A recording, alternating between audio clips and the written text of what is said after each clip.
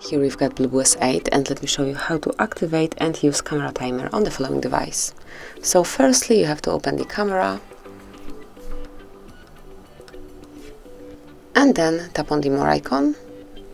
Here you will find the settings, just mark it, and now locate and open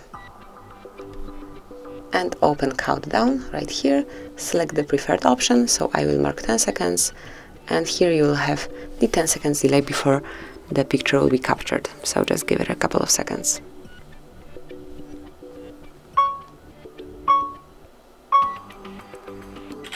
And this is it. As you can see, the picture has been grabbed with some delay. Then you can switch it off the same way. Just click on more, go to the settings, pick countdown and select off. And now, as you can see, it can be done just like this.